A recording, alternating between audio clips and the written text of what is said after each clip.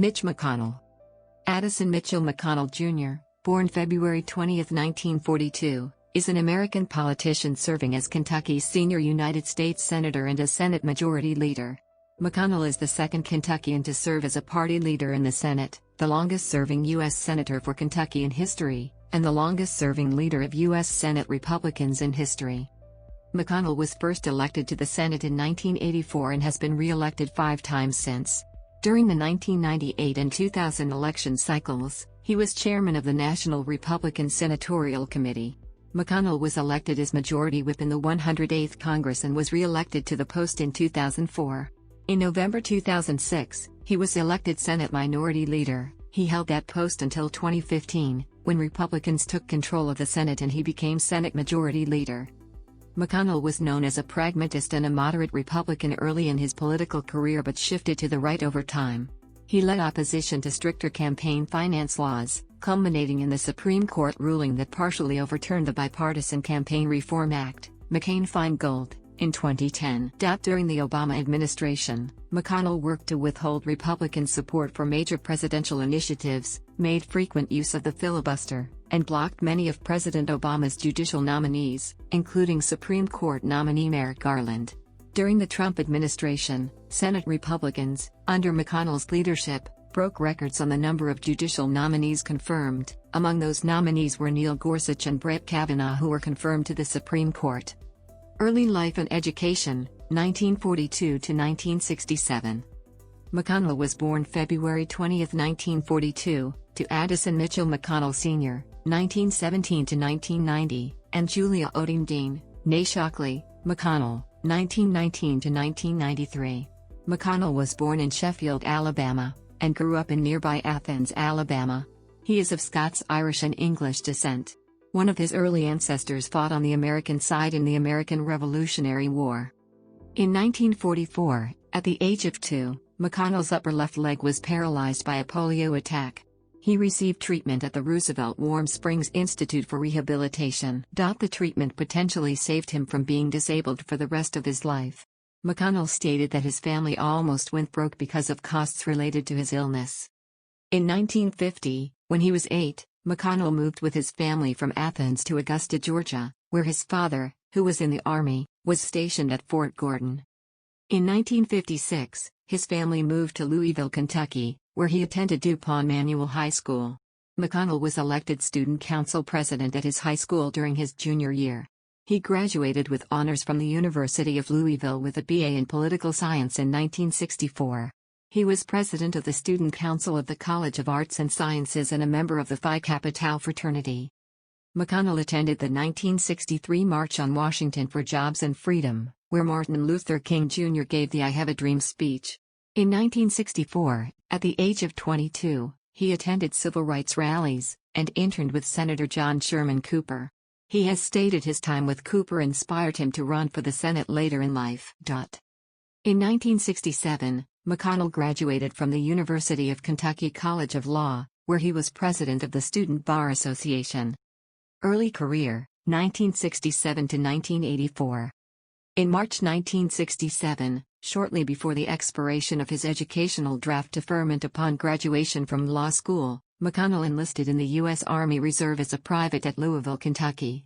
This was a coveted position because the reserve units were mostly kept out of combat during the Vietnam War. 11-12 His first day of training at Fort Knox, Kentucky was July 9, 1967, 2 days after taking the bar exam, and his last day was August 15, 1967.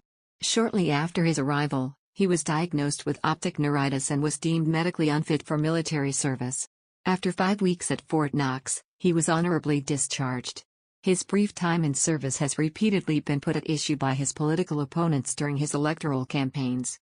From 1968 to 1970, McConnell worked as an aide to Senator Marlo Cook in Washington, D.C., managing a legislative department consisting of 5 members as well as assisting with speechwriting and constituent services.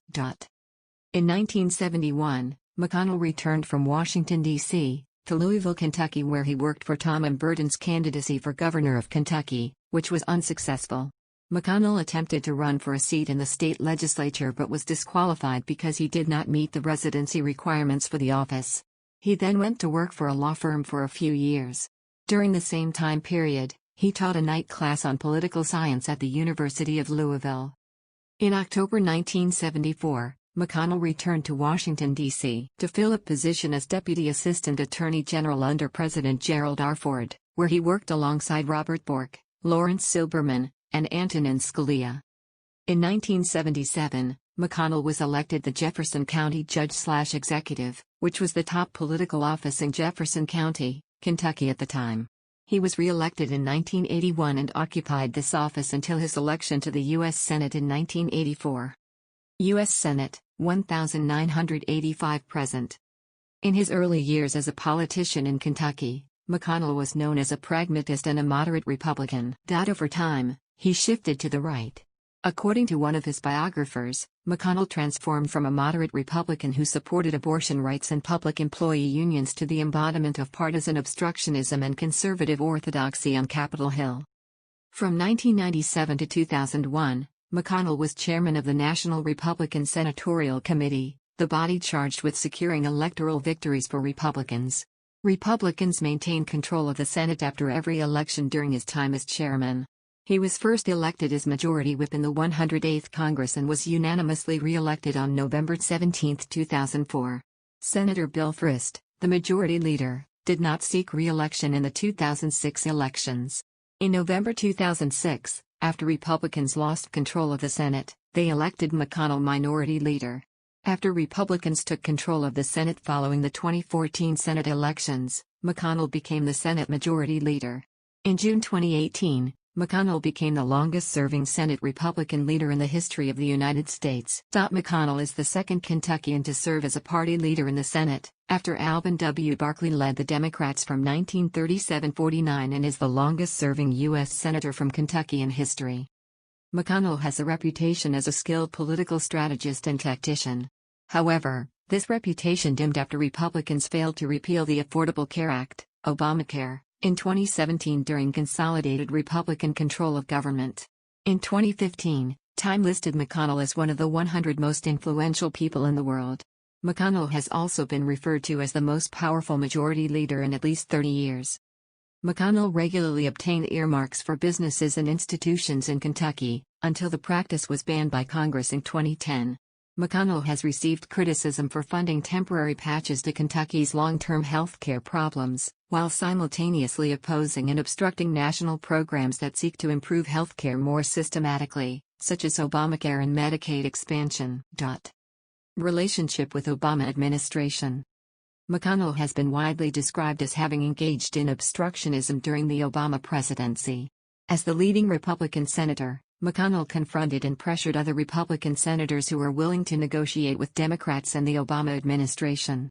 According to Purdue University political scientist Bert A. Rockman, pure party line voting has been evident now for some time, but rarely has the tactic of oppositionism been so boldly stated as McConnell did.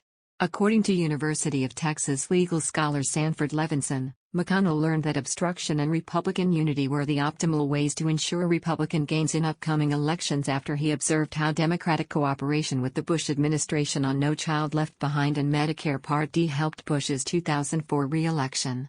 Levinson noted, McConnell altogether rationally concluded that Republicans have nothing to gain, as a political party, from collaborating in anything that the president could then claim as an achievement. A number of political scientists, historians, and legal scholars have characterized McConnell's obstructionism and constitutional hardball as contributors to Democratic erosion in the United States.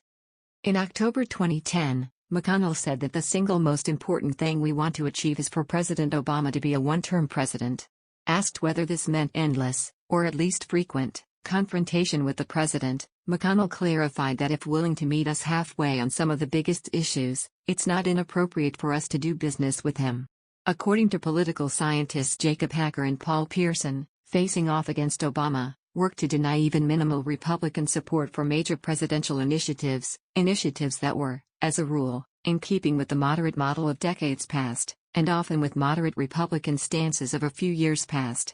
The New York Times noted early during Obama's administration that on the major issues, not just health care, but financial regulation and the economic stimulus package, among others. Mr. McConnell has held Republican defections to somewhere between minimal and non-existent, allowing him to slow the Democratic agenda if not defeat aspects of it. Under McConnell's leadership, Republicans threaten repeatedly to force the United States to default on its debt, McConnell saying that he learned from the 2011 debt ceiling crisis that it's a hostage that's worth ransoming. McConnell worked to delay and obstruct healthcare reform and banking reform, two of the most notable pieces of legislation that Democrats navigated through Congress early in Obama's tenure. Political scientists noted that by slowing action even on measures supported by many Republicans, McConnell capitalized on the scarcity of floor time, forcing Democratic leaders into difficult trade-offs concerning which measures were worth pursuing. Slowing the Senate's ability to process even routine measures limited the sheer volume of liberal bills that could be adopted. Use of the filibuster. One of McConnell's most common tactics to delay or obstruct legislation and judicial appointments has been the use of the filibuster. A filibuster is an attempt to talk a bill to death, forcing Senate leadership to abandon a proposed measure instead of waiting out the filibuster, or at least to delay the measure's passage. In the United States Senate, any senator may speak for unlimited duration unless a 60-person majority votes to invoke cloture, or end debate, and proceed to a final vote. Political scientists have referred to McConnell's use of the filibuster as constitutional hardball, referring to the misuse of procedural tools in a way that undermines democracy. Political scientists Hacker and Pearson describe the rationale behind McConnell's filibusters. Filibusters left no fingerprints. When voters heard that legislation had been defeated, journalists rarely highlighted that this defeat meant a minority had blocked a majority. Not only did this strategy produce an atmosphere of gridlock and dysfunction, it also chewed up the Senate calendar, restricting the range of issues on which Democrats could progress. In 2012, McConnell proposed a measure allowing President Obama to raise the debt ceiling, hoping that some Democratic senators would oppose the measure, thus demonstrating disunity among Democrats. However, all Democratic senators supported the proposal, which led McConnell to filibuster his own proposal. In 2013, Senate Majority Leader Harry Reid eliminated the filibuster for all presidential nominations except the Supreme Court. By that time, nearly half of all votes to invoke cloture in the history of the Senate had occurred during Obama's presidency. In April 2017, Senate Republicans led by McConnell eliminated the filibuster for Supreme Court nominations in order to end debate on the nomination of Neil Gorsuch. In August 2019, McConnell wrote an editorial for the New York Times, strongly opposing the elimination of the filibuster on legislation. Judicial Nominees. Under Obama. Throughout Obama's tenure, McConnell led Senate Republicans in what has been called a disciplined, sustained, at times underhanded campaign to deny the Democratic president the opportunity to appoint federal judges. In June 2009, following President Obama nominating Sonia Sotomayor as Associate Justice, McConnell and Jeff Sessions opined that Sotomayor's 17 years as a federal judge and over 3,600 judicial opinions would require lengthy review and advocated against Democrats hastening the confirmation process. On July 17, McConnell announced that he would vote against Sotomayor's confirmation. In August, McConnell called Sotomayor a fine person with an impressive story and a distinguished background but added he did not believe she would withhold her personal or political views while serving as a justice. Sotomayor was confirmed days later. In May 2010, after President Obama nominated Elena Kagan to succeed the retiring John Paul Stevens, McConnell stated during a Senate speech that Americans wanted to make sure Kagan would be independent of influence from White House as an Associate Justice and noted Obama referring to Kagan as a friend of his in announcing her nomination. McConnell announced his opposition to Kagan's confirmation, saying she was not forthcoming enough about her views on basic principles of American constitutional law. Kagan was confirmed the following month. In 2014, Republicans gained control of the Senate, and McConnell became Majority Leader. McConnell used his newly heightened power to start what was considered a near blockade of Obama's judicial appointments. According to the New York Times, Obama's final 2 years as president saw 18 district court judges and 1 appeals court judge confirmed, the fewest since President Harry S. Truman. In comparison, the final 2 years of the presidencies of George W. Bush, Bill Clinton, and Ronald Reagan had between 55 and 70 district court judges each confirmed and between 10 and 15 appeals court judges confirmed. According to the Los Angeles Times, McConnell brought about an extraordinary 2-year slowdown in judicial confirmations, detailing 22 confirmations of Obama's judicial nominees, the lowest since President Truman in 1951 to 1952.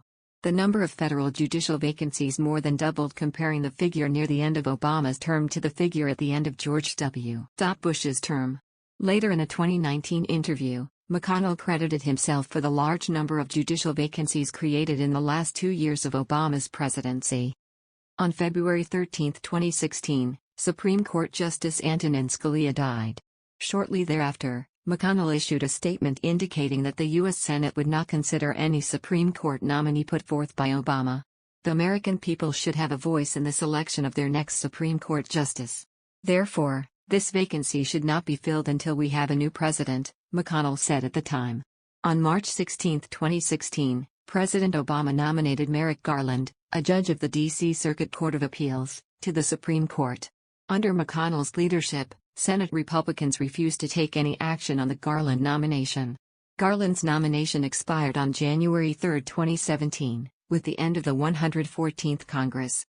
In an August 2016 speech in Kentucky, McConnell made reference to the Garland nomination, saying that one of my proudest moments was when I looked Barack Obama in the eye and I said, "Mr. President, you will not fill the Supreme Court vacancy."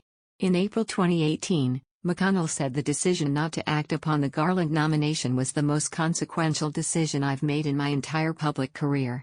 McConnell's refusal to hold Senate hearings on Supreme Court nominee Merrick Garland during Obama's final year in office was described by political scientists and legal scholars as unprecedented, a culmination of confrontational style, a blatant abuse of constitutional norms, and a classic example of constitutional hardball.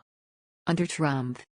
In January 2017, Republican President Donald Trump nominated Neil Gorsuch to fill the Supreme Court vacancy left after Scalia's death.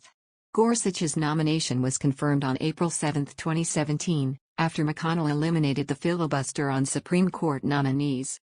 On July 18, 2018, with Andy Oldham's Senate confirmation, Senate Republicans broke a record for largest number of appeals court judiciary confirmations during a president's first 2 years. Oldham became the 23rd appeals court judge confirmed in Trump's term. McConnell stated he considers the judiciary to be the item of Trump's first 2 years with the longest-lasting impact on the country.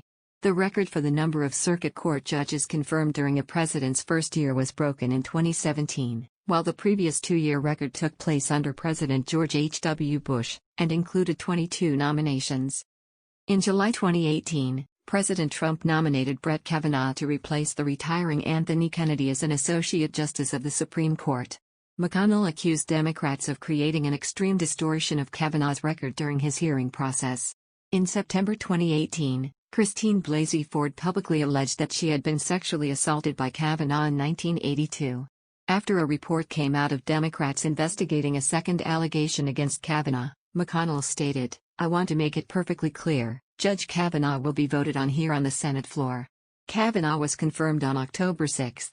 McConnell afterward admitted the confirmation process was a low point for the Senate, but also downplayed reports of dysfunction in the Senate. He said that claims that the Senate was somehow broken over this simply inaccurate. In October 2018, McConnell said that if a Supreme Court vacancy were to occur during Trump's 2020 re-election year, he would not follow his own 2016 precedent of letting the winner of the upcoming presidential election nominate a justice. By March 2020, McConnell had contacted judges appointed by previous Republican presidents, encouraging them to retire prior to the 2020 election, in an attempt to ensure their replacements would be under a Republican president, Trump, and a Republican-controlled Senate. The number of judges McConnell has so contacted is unknown. Government shutdowns. The United States federal government shut down between October 1 and 17, 2013, following a failure to enact legislation to fund the government. McConnell later vowed that Republicans would not force the U.S. to default on its debt or shut down the government in 2014, when stopgap funding measures were set to expire. McConnell also stated at the time he wouldn't allow other Republicans to obstruct the budget-making process. In July 2018, McConnell stated that funding for the Mexico-United States border wall would likely have to wait until the midterms had concluded. President Trump tweeted 2 days later that he was willing to allow a government shutdown to get funding. Several spending bills were approved that August, which was seen as a victory for McConnell in his attempts to prevent another government shutdown. From December 22, 2018, until January 25, 2019, the federal government was shut down when Congress refused to give in to Trump's demand for $5.7 billion in federal funds for a U.S.-Mexico border wall. In December 2018, the Republican-controlled Senate unanimously passed an appropriations bill without wall funding, and the bill appeared likely to be approved by the Republican-controlled House of Representatives and Trump. After Trump faced heavy criticism from some right-wing media outlets and pundits for appearing to back down on his campaign promise to build the wall, he announced that he would not sign any appropriations bill that did not fund its construction. During this shutdown, McConnell blocked the Senate from voting on appropriations legislation, and said it was not his place to mediate between the Senate and Trump. Privately, McConnell had advised Trump against initiating the shutdown. Democrats criticized McConnell for not putting appropriations legislation up for a vote, noting that the Republican-controlled Senate unanimously passed an appropriations bill without wall funding and that the Senate could override Trump's veto. By January 23, McConnell had blocked 4 Senate bills to reopen the government and a bill funding the Homeland Security Department through February 8. McConnell called for Democrats to support a Trump administration-backed measure that included $5.7 billion in wall funding, together with a temporary extension of protections for DACA recipients, a Democratic priority. Privately, other Republican senators pressured McConnell to stop blocking appropriations legislation. The shutdown ended on January 25, when President Trump signed a 3-week funding measure reopening the government until February 15 without any funds for a border wall. This was the longest government shutdown in American history. On February 14, 2019, ahead of the Senate approving legislation preventing another partial government shutdown and providing funding for President Trump's U.S.-Mexico border, McConnell announced that President Trump has indicated he's prepared to sign the bill reopening the government. At the same time as he signed the bill, Trump declared a national emergency with regards to the border situation, allowing his administration to divert billions of dollars allotted by Congress for other purposes towards wall construction. McConnell stated his support of this national emergency declaration. Election security. Prior to the 2016 election, FBI Director James Comey, Secretary of Homeland Security Jay Johnson, and other officials briefed the leadership of both parties about the Russian interference in the elections. They also urged the leadership to adopt a strong bipartisan statement warning Russia against interference in the election. At the meeting, McConnell raised doubts about the underlying intelligence and made clear to the administration that he would consider any effort by the White House to challenge the Russians publicly an act of partisan politics. Vice President Joe Biden and Obama's chief of staff later blamed McConnell's opposition for effectively scuttling the proposed bipartisan rebuke. Instead, they issued a softer, watered-down bipartisan joint statement which simply called for additional cybersecurity precautions, and did not mention Russia. Publicly, however, McConnell said in December 2016 that he supported investigating American intelligence findings that Moscow intervened in the election. In November 2017, McConnell opposed legislation that would have protected Special Counsel Robert Mueller while Mueller was conducting an investigation into Russian interference in the 2016 election. In April 2018, McConnell thwarted another bipartisan legislative effort to protect Mueller's job. He said he thought it was unnecessary, as he did not expect the president to fire Mueller. In March 2018, after President Trump criticized Mueller for hiring investigators who were registered as Democrats, McConnell praised Mueller's selection as special counsel. After Mueller's special counsel investigation concluded that there was sweeping and systematic Russian interference in the 2016 elections, several legislative measures were proposed in 2019 to tighten election security, some of which had bipartisan support. McConnell blocked the bills from being voted upon in the Senate, asserting that the sanctions placed against Russia in 2017 and the $380 million Congress had provided to the states in response to Russian interference sufficiently addressed the matter. Relationship with Trump administration. McConnell initially endorsed fellow Kentucky Senator Rand Paul during the 2016 presidential campaign. Following Paul's withdrawal from the race in February 2016, McConnell endorsed presumptive nominee Donald Trump on February 4, 2016. However, McConnell disagreed with Trump on multiple subsequent occasions. In May 2016, after Trump suggested that federal judge Gonzalo P. Curiel was biased against Trump because of his Mexican heritage, McConnell responded, "I don't agree with what he, Trump, had to say. This is a man who was born in Indiana. All of us came here from somewhere else."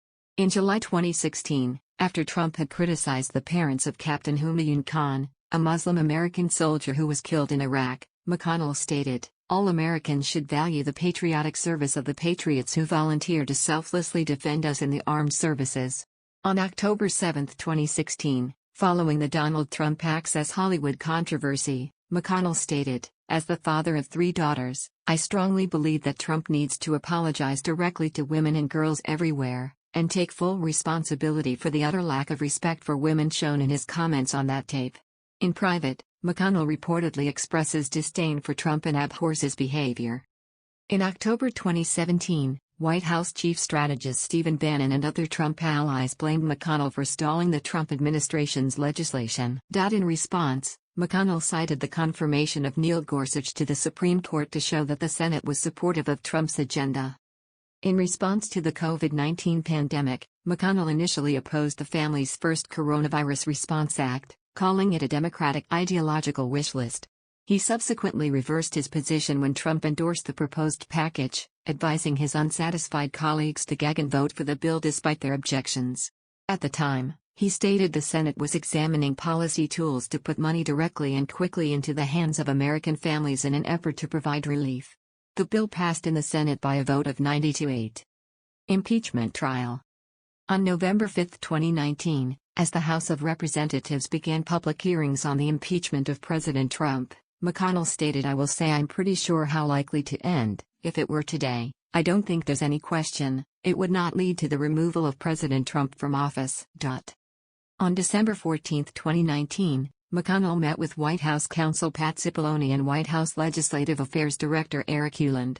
Later that day, McConnell declared that for Trump's impeachment trial, he would be in total coordination with the White House counsel's office and Trump's representatives. He also declared that there was no chance that the Senate would convict Trump and remove him from office.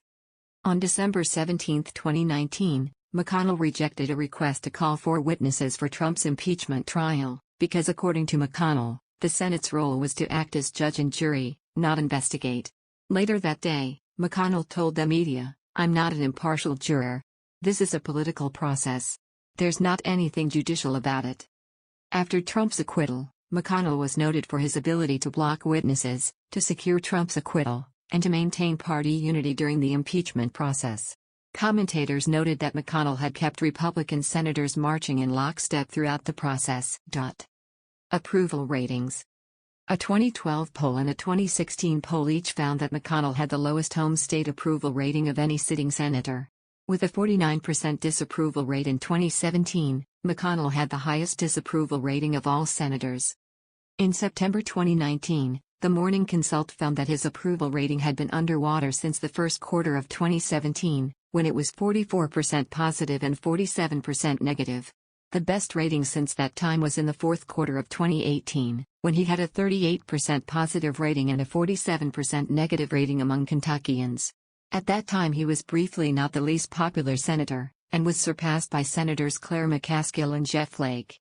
As of the second quarter of 2019, however, McConnell's ratings were 36% positive and 50% negative. He netted -56 among Democrats, +29 among Republicans, and -24 among independents. An average of polls by The Economist/YouGov, Politico/Morning Consult, and Harvard-Harris from the end of July through August 2019, 731 to 827, was 23% favorable and 48% unfavorable, -25.0 spread. In 2020, according to Morning Consult, Susan Collins edged out McConnell as the most unpopular senator with a 52% unfavorable rating from Maine voters compared to 50% unfavorable for McConnell. Committee assignments. Caucuses. Political positions. Although considered a moderate at the beginning of his political career, McConnell has taken reliably conservative stances for at least the last 2 decades. During his Senate tenure, McConnell led opposition to stricter campaign finance laws, culminating in the Supreme Court ruling that partially overturned the Bipartisan Campaign Reform Act, McCain-Feingold, in 2010. He has also led opposition against Obamacare, including efforts to delay or prevent the law's passage, and later efforts to repeal or replace it, including the Healthcare Freedom Act, HCFA. McConnell has also fought against stronger gun control measures, and against efforts to mitigate climate change. He has voiced support for stronger border security, for free trade agreements, and for a reduction in taxes, including support for the Tax Cuts and Jobs Act of 2017. His foreign policy views have included support of sanctions on Cuba, Iran and Russia, opposition to the Iran nuclear deal, and support of Israel. He voted for the Iraq Resolution, which authorized military action against Iraq, and supported the Iraq war troop surge of 2007. McConnell has criticized proposed legislation by House Democrats such as the Green New Deal and Medicare for All. McConnell stated that if he was still Senate Majority Leader after the 2020 elections, none of those things are going to pass the Senate. They won't even be voted on. So think of me as the Grim Reaper. In June 2019, Nancy Pelosi criticized McConnell for withholding votes on measures already passed by the democratically controlled House, including the For the People Act of 2019, the Equality Act, the Paycheck Fairness Act, and others. Electoral History. 1984. In 1984, McConnell ran for the U.S. Senate against two-term Democratic incumbent Walter D. Huddleston. The election race was not decided until the last returns came in, when McConnell won by 3,437 votes out of more than 1.2 million votes cast, just over 0.4%. McConnell was the only Republican Senate challenger to win that year, despite Ronald Reagan's landslide victory in the presidential election. McConnell's campaign was noted for a series of television campaign spots called Where's D, which featured a group of bloodhounds trying to find Huddleston, implying that Huddleston's attendance record in the Senate was poor. He was the first Republican to win a statewide election in Kentucky since 1968, and benefited from the popularity of President Ronald Reagan, up for re-election, who was supported by 60% of Kentucky voters in the same year. 1990. In 1990, McConnell faced former Louisville Mayor Harvey I. Sloan, winning by 4.4%. 1996. In 1996, he defeated Steve Beshear by 12.6%, even as Bill Clinton narrowly carried the state. McConnell's campaign ran television ads that warned voters to not get besheared and included images of sheep being sheared. 2002. In 2002, he was unopposed in the Republican primary. He then defeated Lois Combs Weinberg by 29.4%.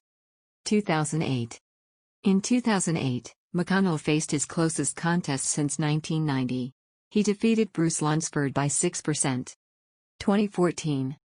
In 2014, McConnell faced Louisville businessman Matt Bevin in the Republican primary.